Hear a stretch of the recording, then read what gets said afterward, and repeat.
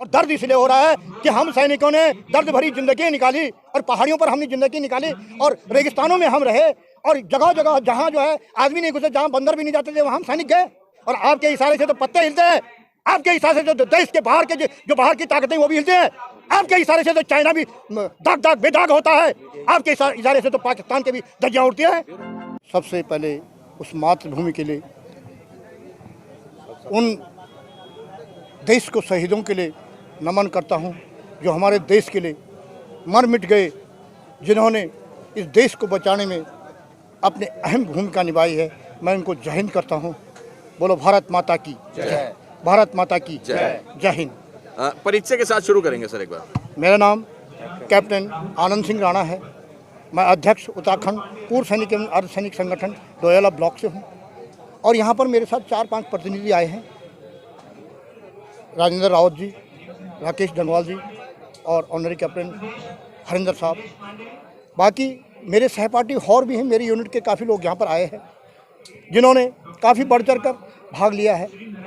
मैं सबकी दिल से गहराई से उनका स्वागत करता हूँ कि हम पूर्व सैनिक जब कभी मिलते हैं तो एक मिलन होता है हमारे, या तो खुशी का त्यौहार होता है या कोई सैनिक मिलन होता है। जिस प्रकार सेना के अंदर मिलन होता है उसी प्रकार हमारा मिलन चलता रहता है। आज जो मिलन है हमारा, ये हमारा दर्द है और हमारी विसंगतियों का मिलन है। इसमें हम सब लोग ऐसे लग रहे हैं कि कहीं हम ठगी हो गए हैं, कहीं हम लुट गए हैं और कहीं हमको जो है ऐसा लग रहा है कि हमने क्या गलतियां की हैं। पश्चाताप भी हो रहा है कि भाई क्यों हमारे साथ ऐसा हुआ है, ये होना नहीं चाहिए था, ये हुआ क्यों है। अब इसका कारण मैं किसी अधिकारी वर्ग को नहीं देता हूँ, मैं सिर्फ और सिर्फ मैं अपना विश्वास रखता हूँ कि देश की जो अग्रिम जो सरकार है, जो अग्रिम भूमिका निभा रही है, मैं उसी को दूंगा। आज तक भाई पिछले से चल के आ रहा है, तुम चल के आ रहे। अरे जब सब चीज़ बदली हो सकता है, क्या अभी बदली नहीं हो सकता है? जब सब चीज़ बदली हो सकता है तो सब कुछ, अरे जो अभी मिला तो वही चाहिए ना हमें। जब तुम सब चीज़ जो है सेकंडों में कर सकते हैं, घंटों में कर सकते हैं, आज देश ऐसा है, देश की जो भूमिका चल रही है वो जल्दी चलने वाली हो रही है, हमको भी चाहिए ना। आपकी आंखों में जो ये गुस्सा इस समय लाली नजर आ रही है वो क्यों आ रही है? गुस्सा तो इसलिए आ रहा है कि जो हमारे साथ जो अन्याय हुआ है, अन्याय का गुस्सा है।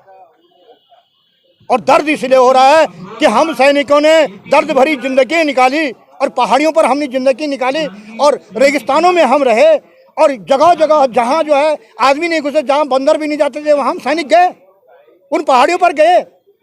ईगल पास हम जोड़िया 75 किलोमीटर सियाचिन ग्लेशियर से लेकर अरुणाचल प्रदेश की पहाड़ियों तक रहे। और अरे भाई हम बोलते हैं कि नहीं देश सेवा पेट सेवा, अरे पेट सेवा कौन सी, हमने देश सेवा की है। और जो दे रहे हैं कोई हमारी आन मान शान की लड़ाई है, हमको कुछ नहीं दे रहे हैं। जो हमसे ले रहे हैं, हमसे ज़्यादा लिया है, जितना हमारा लिया है हमसे ज़्यादा लिया है। कौन ले रहा है आप लोगों से? किसने लिया है? मैं ये नहीं कहना चाहता हूँ कि हमने लिया किसके लिए थे, हम अपने लिए बोल रहे हैं, पर दिया हमने किसको है? देश को दिया ना। देश को महान बनाने में हमने भूमिका निभाई। बिल्कुल बिल्कुल हमने भूमिका निभाई। भाई देश कैसा, हमारा देश मजबूत होगा, हमारे सैनिक कैसे मजबूत होंगे, हमारे जो बैंकर बने हुए हैं, जो हमारी पहाड़ी पर चलने के लिए सैनिकों के लिए जो रास्ते बने, कैसे ठीक बनेंगे। हम तो उसी के लिए लड़ाई कर रहे हैं कि भाई ठीक है। आज हम ये नहीं कर रहे हैं कि हमारा देश मजबूत नहीं हुआ, देश मजबूत हुआ है।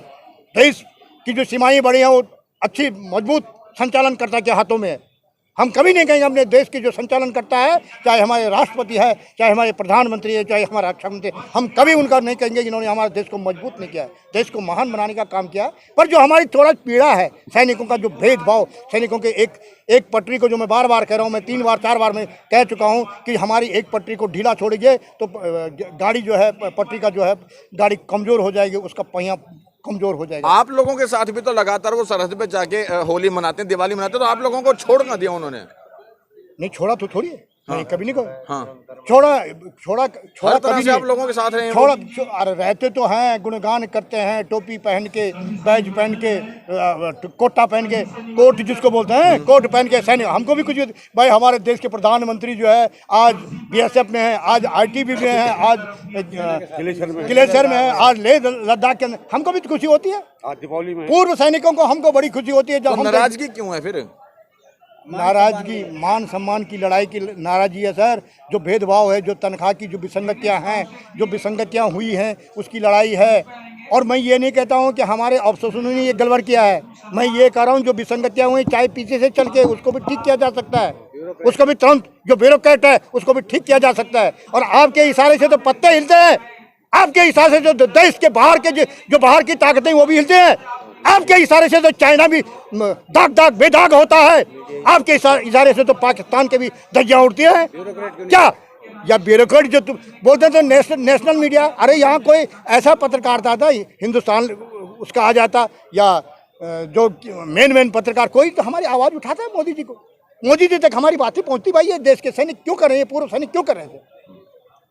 मोदी जब आपको देख के पूरी दुनिया हिलती है, आपको देख के पूरी दुनिया के जो है नज़ारे उठते हैं, आपके देख के बाहर के जो है राष्ट्रपति, प्रधानमंत्री जो भी आप कहते हैं, आपके चलने पर ही आपके जो है गुणगान करते हैं, आपको विश्व गुरु बनाया जाता है और विश्व गुरु का दर्जा आप देना चाहते हैं, तो हम भी उसी विश्व गुरु के हिस्से हैं, हम भी उसी देश के सैनिक हैं, उसी मुहिम में हम भी चल रहे हैं कि हमारा देश अगर विश्व गुरु की ताकत में आगे नंबर 1 पर है तो हम भी विश्व गुरु बन के दिखाएंगे। हमारे देश को कमज़ोर करने की मुहिम नहीं है। अरे मुहिम कमज़ोर करने वाली होती तो हम सड़कों पर रहते हैं और सड़कों पर जो है नारेबाजी करते और सड़कों से बाहर निकल के बोला आओ गाड़ी बंद करो, रोड बंद करो, ये करो, आगजनी। हम उनमें से नहीं है, हम डिसिप्लिन वाले सैनिक हैं। हमें आगजनी करने से कुछ नहीं मिलेगा, हमको देश की तोड़फोड़ से कुछ नहीं मिलेगा, हमारा देश कमज़ोर होगा।